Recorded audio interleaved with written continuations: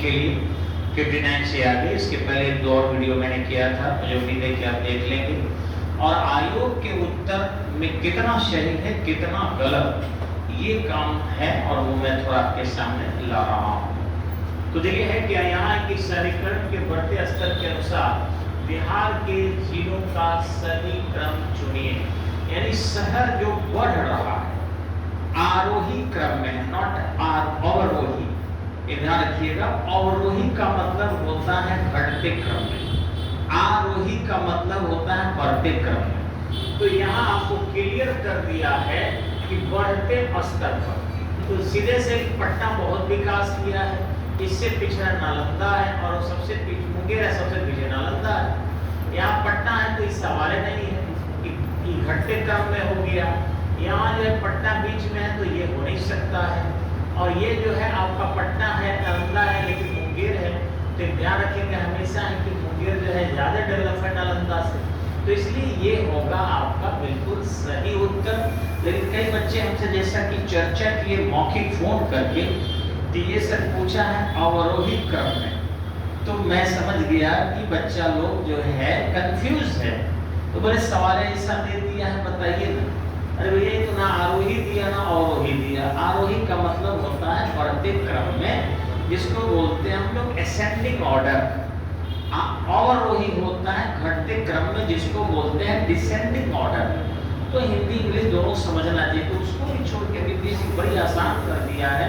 आप फिर भी समझ में नहीं आता है तो क्या कहा जाए, चीजों को समझना सीखिए। पहले कोचिंग ज्वाइन कीजिए और ऑफलाइन कोचिंग ज्वाइन कीजिए। ऑनलाइन में टीचर आपको तोड़ के नहीं पढ़ाएगा, उसके लिए समय जरूरी है, वो बनता है, उसको पैसा कमाना है। हम लोगों को पैसा उद्देश्य कम है, मजदूरी मिल जाए पेट चल जाए काफी है। पॉपुलर नहीं होना है, बर्बाद किसी को नहीं करना है, ध्यान रखिए। वित्तीय वर्ष 22 देश के राजकोषीय घटक बिहार के जो है आपका जीएसडीपी का होने का क्या अनुमान लगाया है, बिल्कुल मैंने अपने नोट्स में दे दिया था 3.47%।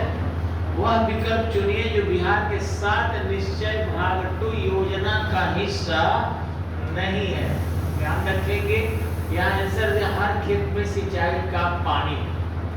देखिए ये नीतीश जी जो है 2020 के चुनाव में घोषणा किए थे और इसलिए उस समय का है, यहाँ का नहीं है। यानी 7 निश्चय भाग 2 का हिस्सा नहीं है। ये 2020 के चुनाव में उन्होंने कहा हर खेत में पानी। तो इस तरीके से ये उस समय की घोषणा है और मैंने दिखाया है, मेरे नोट्स में ऑलरेडी ये है। आगे प्रति व्यक्ति आय के अवरोही क्रम में, हाँ ये ठीक है, इसको बोलते हैं अवरोही, मतलब घटते क्रम में बोलेंगे, जिसको डिसेंडिंग ऑर्डर कहा जाता है। तो यहाँ दिया है सही चुनिए। ये देखते पहले कितना गलत है। नवादा से अभी थोड़ा किशनगंज है, इससे थोड़ा हमें पूर्वी चंपारण है, अररिया है और सीवर है। सीवर में शायद आपको पता होगा कि यहाँ पर प्रति व्यक्ति आय की स्थिति ठीक है। दूसरा भी देख लेते, पटना उतना नहीं है, नहीं है, नहीं है, नहीं है, नहीं है। यानी ये उत्तर उसका सही है, गलत नहीं है। ठीक है, आगे आते हैं। अगर पटना होता, मान लीजिए गया होता तो सोचना पड़ता, जब नहीं है तो ठीक है। आगे है NSSO, national sample survey organisation. मैंने आपको लिखाया था कि कितने लोग जो है गरीबी रेखा के नीचे जीवन यापन कर रहे हैं और 60वें दौर के आधार पर गरीबी अनुमानों के अच्छा कथन सत्य नहीं है। देखते हैं शहरी क्षेत्रों के लिए इतना जो है गलत है। ध्यान रखेंगे ये है 17.7%। एक मिनट मुझे भी थोड़ा सोचना पड़ेगा क्योंकि नेगेटिव वाला में देखना पड़ेगा, मैं सही वाला आंकड़ा देते जाऊँ। NSSO, national sample survey organisation 60वें दौर के आधार पर गरीबी अनुमान के बारे में कौन सा कथन सत्य नहीं है। तो देखना है शहरी क्षेत्रों में गरीबी रेखा को 33 प्रति व्यक्ति प्रतिदिन परिभाषित किया गया है। ये रुपया दिया है, ये सही है, ठीक है। शहरी महंगा होता है, ठीक है। ग्रामीण क्षेत्रों के लिए 27 रुपया 20 पैसा, ये भी सही है, मैंने लिखाया था। भारत की 33.35% जनसंख्या गरीबी रेखा से नीचे जीवन यापन कर रही है, थोड़ा संदेह वाला है। और आगे दिया है आपको भारत की 21.9% गरीबी रेखा की जी। तो ये ध्यान दीजिएगा, यहाँ भी दे रहा है यापन कर रही है। यहाँ दे रहा है जनसंख्या गरीबी रेखा से नीचे जीवन यापन कर रही है, तो ये दोनों गलत है।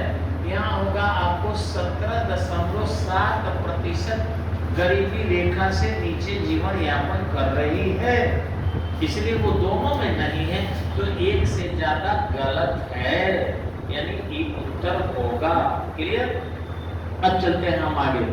तो इसमें शंका करने की जरूरत नहीं, और आंकड़ा भी मैंने बता ही दिया, ये पढ़ाया हुआ मेरा आंकड़ा है, सबको पता है, कुछ हो गया। निम्न में से कौन सा भारत में सूक्ष्म उद्यम को आंशिक रूप से परिभाषित करता है? पहले यहाँ देखते हैं। संयंत्र, मशीन या उपकरण में 1 करोड़ से अधिक निवेश नहीं होती, बिल्कुल इसी को आंशिक रूप से परिभाषित करता है और सही है। और क्या उलझा जाए इसमें? क्योंकि उद्योगों के कई स्तर होते हैं, सूक्ष्म उद्योग जिसे अति लघु करते हैं, लघु करते हैं, बृहद उद्योग करते हैं, सब परिभाषा ऑलरेडी दिया गया है। पहले वो 75 लाख तक था, अब 1 करोड़ के आसपास कर दिया गया है बढ़ाकर। आगे है आपका प्रधानमंत्री कृषि सिंचाई योजना के बारे में निम्नलिखित में से कौन सा गलत है? तो कुओं का निर्माण, ध्यान रखिएगा, यहाँ कुआं में लिखता ना कि बंद कुआं तक चलता, लेकिन कुआं हो गया तो ये नहीं चल रहा है। आगे है आपका जल वृत्तों के पुनर्भरण में वृद्धि, बिल्कुल। वर्षा संचयन की, बिल्कुल। जल निकासी, जल निकाय की मरम्मत, नवीकरण, ये भी ठीक है। तो इस ढंग से आपका अब उत्तर क्या देना? प्रधानमंत्री कृषि सिंचाई योजना के बारे में कौन गलत है? तो यही गलत है, तो गलत का गलत है तो सही हो गया। इस ढंग से आप आंसर कर सकते हैं। चलिए आगे चलते हैं। 66 नंबर क्वेश्चन को देख रहे हैं आपके सामने। बारडोली सत्याग्रह का सफल नेतृत्व वल्लभ भाई पटेल ने, और उनको वहीं पर सरदार की उपाधि महिलाओं ने दी थी। महात्मा गांधी की स्वयं कस्तूरबा जी भी दी थी, वही थी वो दी थी। इनमें से कौन सा सदस्य भारत में भेजे गए कैबिनेट मिशन का सदस्य नहीं था? चलिए ऊपर करते हैं भैया, कौन कौन थे इसमें? हमने पढ़ाया था आपको कि एबी अलेक्जेंडर, स्टेफर्ड क्रिप्स और पैट्रिक लॉरेंस 3 थे।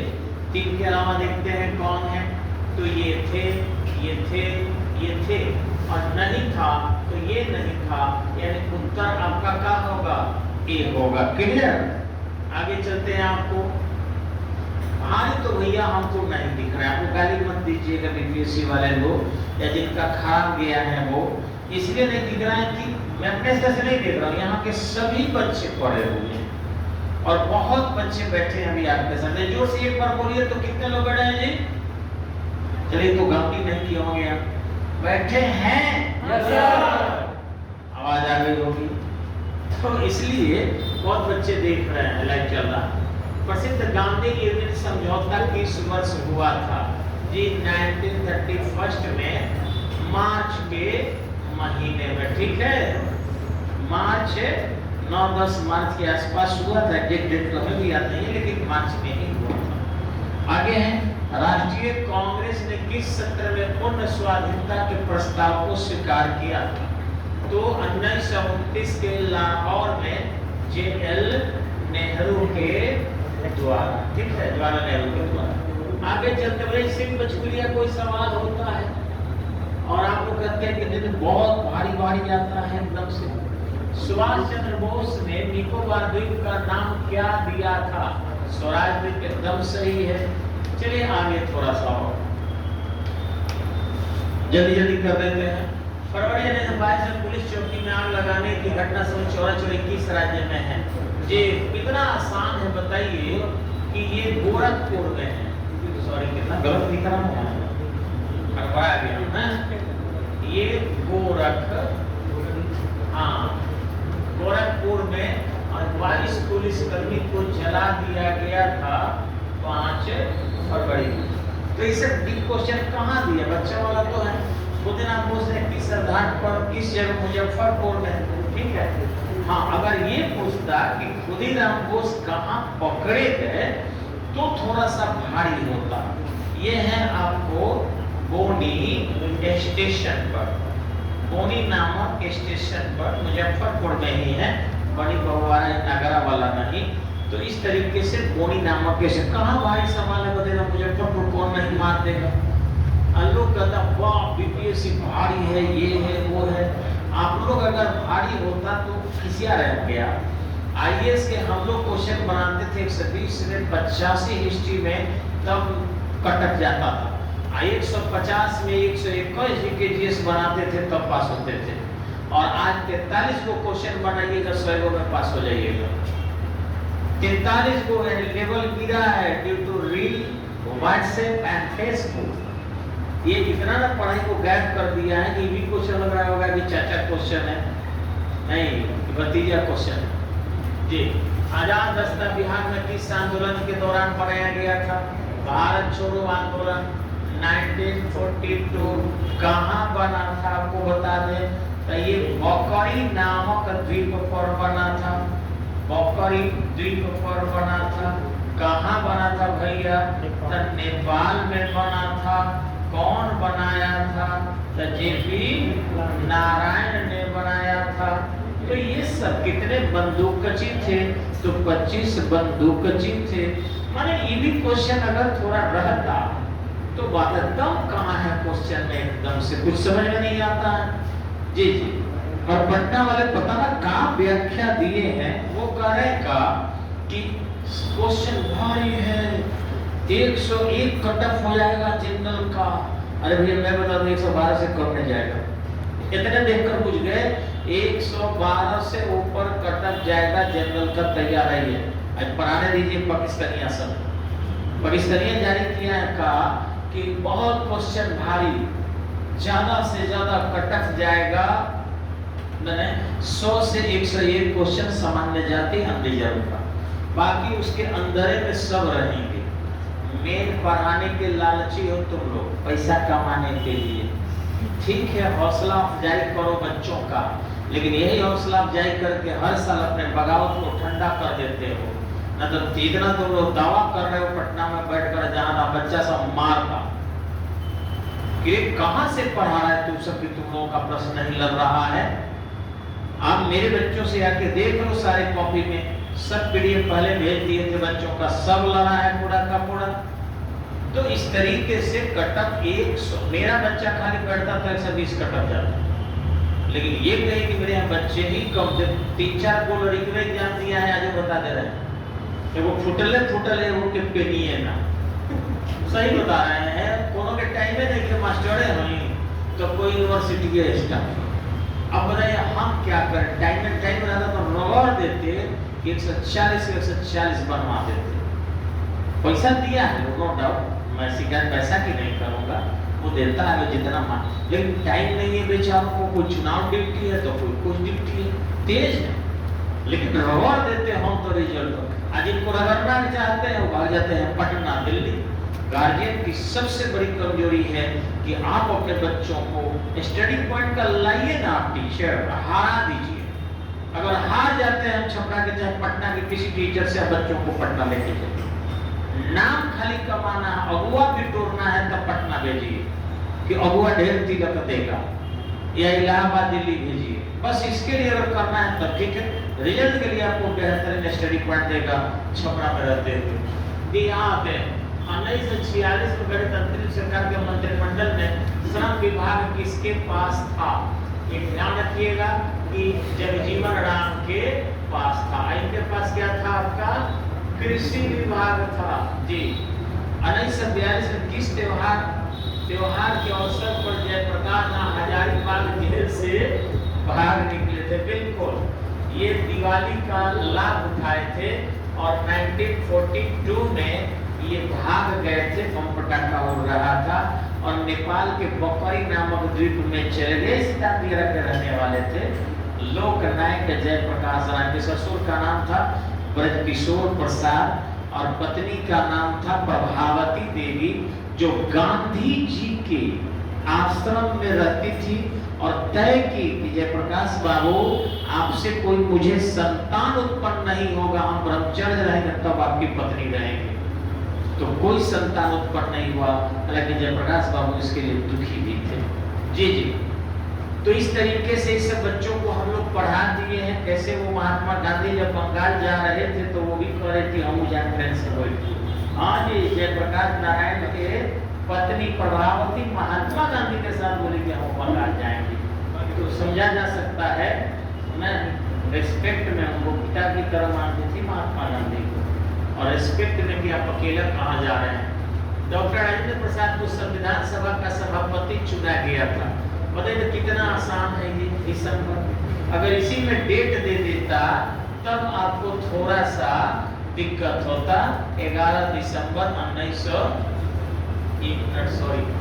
संविधान सभा का 46, ठीक तो है, ठीक है। यही है, लेकिन इसे डेट नहीं दिया है तो आपको आसान कर दिया। 9 दिसंबर को सच्चिदानंद सिन्हा को 10 को बैठकें नहीं हुई, 11 को राजेंद्र प्रसाद को अस्थायी चुन लिया गया। सच्चिदानंद सिन्हा की भी सबसे ज्यादा उम्र के थे, तो किसी भी सभा की पहली बैठक में सबसे ज्यादा उम्र के व्यक्ति को ही कार्यवाहक चुना जाता है। अब बाद में सर्वानुमति से चुन लिया गया। 13 दिसंबर को प्रस्तावना पाठा है।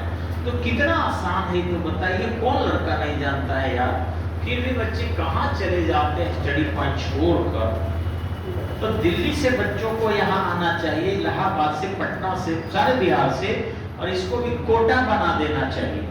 लेकिन पता नहीं बच्चे को छपरा में कोटा भी नहीं रहा। भाई मेरे यहाँ बनाएंगे तब ना जी। सीमांत गांधी के नाम से कौन जी? खान अब्दुल गफ्फार खान, बलूचिस्तान में।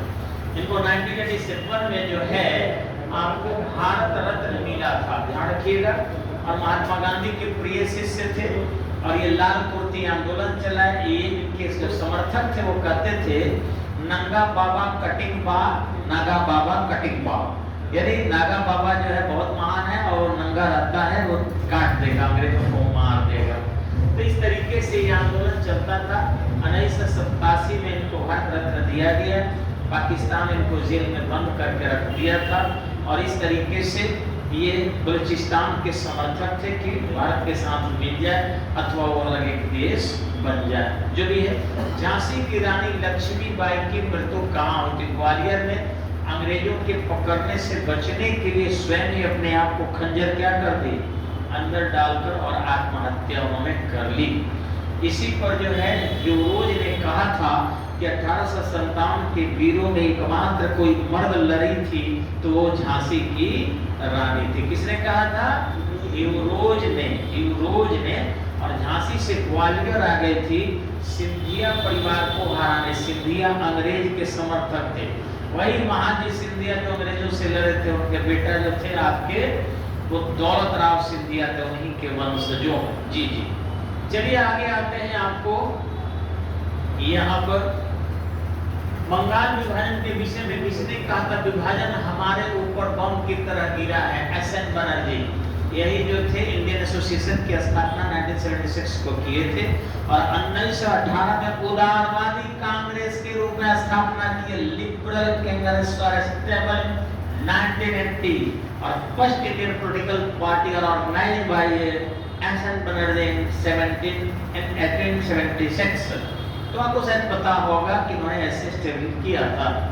आगे है, सरदार उधम सिंह ने किसे मारा था? जी, माइकल ओ डायर को उन्होंने मारा था। ये पूछता, देखिए जनरल डायर भी लिखा है, वायली भी लिखा है, तो इधर से क्या होगा? ओ डायर उसका नाम था, और इधर से उसको माइकल ओ डायर भी कहते हैं।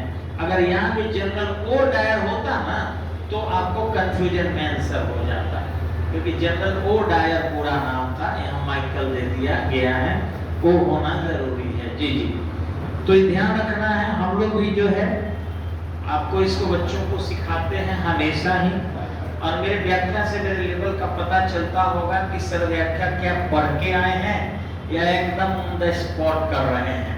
पढ़ के आने की जरूरत मुझे नहीं पड़ती है।